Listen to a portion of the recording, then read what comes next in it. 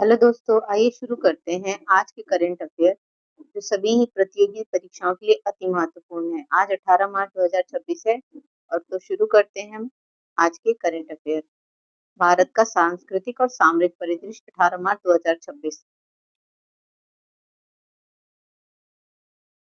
आपके सामने पहला प्रश्न है, 2025 के लिए 60वां ज्ञानपीठ पुरस्कार किसे प्रदान किया गया? आंसर है आर वैरामुत्तु को। ये प्रसिद्ध तमिल साहित्यकार हैं। भारत में साहित्य का सर्वोच्च सम्मान 60वां ज्ञानपीठ पुरस्कार 2025 तमिल कवि आर वैरामुत्तु को दिया गया है। वे इस पुरस्कार को प्राप्त करने वाले तीसरे तमिल लेखक बन गए हैं। यह पुरस्कार 8वीं अनुसूची की 22 भाषाओं में दिया जाता है। इसमें 11 लाख रुपए, वाग देवी सरस्वती की प्रतिमा और प्रशस्ति पत्र शामिल है। पहली बार 1965 में जी शंकर कुरुप को 59वां पुरस्कार विनोद कुमार शुक्ल को मिला था।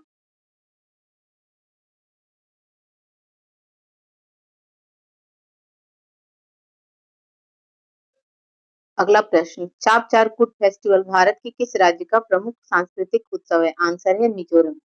चाप चार कुट फेस्टिवल मिजोरम में मिजो समुदाय द्वारा मनाया जाने वाला सबसे बड़ा वसंत उत्सव है। यह मार्च के महीने में झूम की खेती स्लैश एंड बर्न एग्रीकल्चर के सबसे कठिन कार्य के बाद विश्राम अवधि में मनाया जाता है। मिजोरम के अन्य प्रमुख उत्सवों में मक्के की कटाई पर नीमकुट और फूलों की खेती को बढ़ावा देने वाला एंथोरियम फेस्टिवल शामिल है। कर्नाटक संगीत के क्षेत्र में संगीता कलानिधि अवार्ड 2026 किसे प्रदान किया जाएगा? आंसर है जयंती कुमारेश को। यह प्रसिद्ध वीणा वादक है। कर्नाटक संगीत का सर्वोच्च सम्मान संगीता कलानिधि अवार्ड 2026 वीणा वादक जयंती कुमारेश को दिया जाएगा। यह पुरस्कार द म्यूजिक अकादमी चेन्नई, जिसकी स्थापना 1928 द्वारा उत्कृष्ट योगदान के लिए प्रदान किया जाता है। यह ऐतिहासिक है क्योंकि 34 वर्षों के बाद यह किसी वीणा वादक को मिला है। इसके अतिरिक्त नरेंद्र जी को नृत्य कला निधि और सुगंधा कलमगम को संगीता कला आचार्य दिया गया है।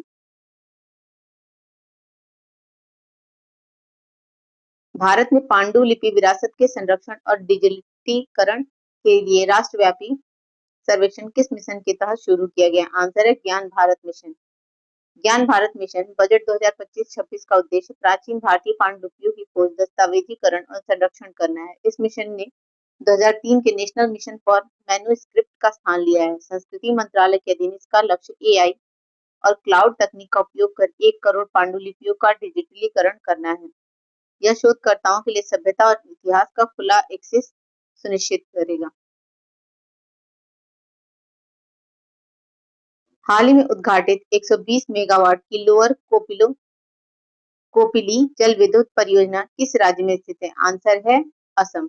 प्रधानमंत्री द्वारा उद्घाटित लोअर कोपिली जल विद्युत परियोजना असम के कार्बी आंगलोंग और दीमा हसाओ जिले में स्थित है। 300 करोड़ रुपए की लागत वाली इस परियोजना का उत्पादन क्षमता 120 मेगावाट है। यह ब्रह्मपुत्र की सहायक कोपली नदी पर बना एक रन ऑफ रिवर का प्रोजेक्ट है। यह बड़े बांध बनाए बिना नदी के प्राकृतिक प्रवाह से स्वच्छ बिजली उत्पन्न करता है। कौन सी खनन कंपनी एक वित्तीय वर्ष 2025-26 में 50 मिलियन टन लौह अयस्क उत्पादन करने वाली भारत की पहली कंपनी बनी है? आंसर है एनएमडीसी लिमिटेड। इस्पात मंत्रालय के तहत एक नवरत्न कंपनी एनएमडीसी ने वित्तीय वर्ष 2025-26 में 50 मिलियन टन लौह अयस्क का ऐतिहासिक उत्पादन किया है। यह भारत के 2030 तक 300 मिलियन टन स्टील उत्पादन क्षमता के राष्ट्रीय लक्ष्य के लिए अत्यंत महत्वपूर्ण है। वर्तमान में भारत का स्टील उत्पादन लगभग 145 मिलियन टन है। स्टील उत्पादन का 95% हिस्सा सीधे तौर पर लौह अयस्क पर निर्भर है।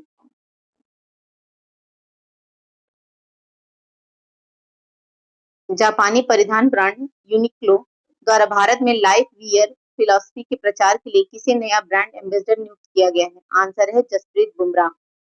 जापान की प्रमुख क्लॉथिंग ब्रांड यूनिक्लो ने भारतीय क्रिकेटर जसप्रीत बुमराह को अपना नया ब्रांड एम्बेसडर नियुक्त किया है। बुमराह भारत के ब्रांड के लाइफ वियर फिलॉसफी अभियान का प्रचार करेंगे। इस अभियान का उद्देश्य कपड़ों को इतना सरल, आरामदायक और उच्च गुणवत्ता वाला बनाना है कि वह रोजमर्रा के जीवन को बेहतर बना सके। यूनिलो की स्थापना 1949 में यामागुची जापान में हुई थी। जूलॉजिकल सर्वे ऑफ इंडिया द्वारा नई प्रजातियों की खोज के कारण चर्चा में रहा मेघामलाई वन्य जीव अभयारण्य कहाँ स्थित है? आंसर है तमिलनाडु, थेनी जिला।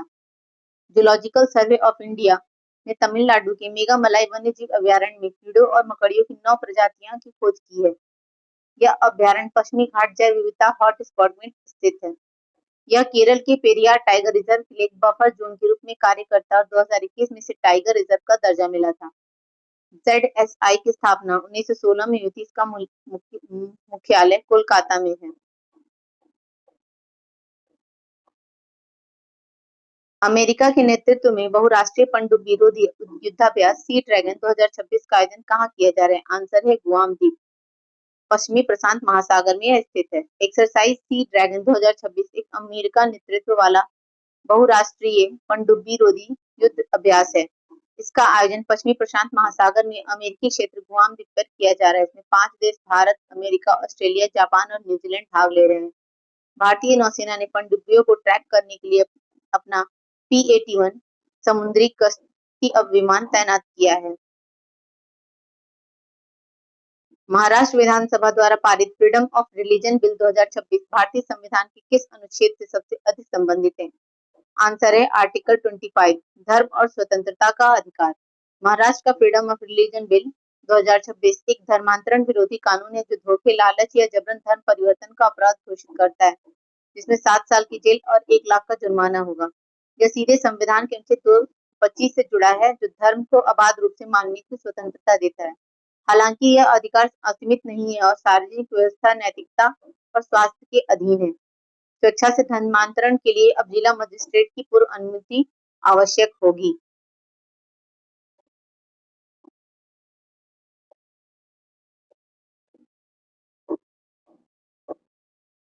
अब सबकी एक बार समरी देख लेते हैं। सांस्कृतिक जड़ें, ज्ञानपीठ, संगीता, कलानिधि और चापचार कूट भारत की समृद्धि भाषाई, संगीत और जनजातीय विविधता को जीवित और संपादित रखे हुए भविष्य की ओर कदम। ज्ञान भारत मिशन कृत्रिम बुद्धिमत्ता के माध्यम से 1 करोड़ पांडुलिपियों का संरक्षण कर साबित करता है कि भारत अतीत को भविष्य की तकनीक से सुरक्षित कर रहा है। आत्मनिर्भर अर्थव्यवस्था, NMDC का 50 मिलियन टन लॉ एस्क उत्पादन और लोअर कोपिली का रन ऑफ रिवर स्वच्छ ऊर्जा मॉडल एक सतत आर्थिक महाशक्ति का निर्माण कर रहे हैं। सामरिक व संवैधानिक सुरक्षा, सी ड्रैगन अभ्यास में भारत बाहरी समुद्री सुरक्षा सुनिश्चित कर रहा है, जबकि महाराष्ट्र का नया कानून अनुच्छेद 25 के तहत आंतरिक सामाजिक व्यवस्था को संतुलित करता है। प्लीज अगर मेरी मेहनत पसंद आई तो प्लीज मेरे चैनल को लाइक करें, शेयर करें, सब्सक्राइब करें। जय हिंद।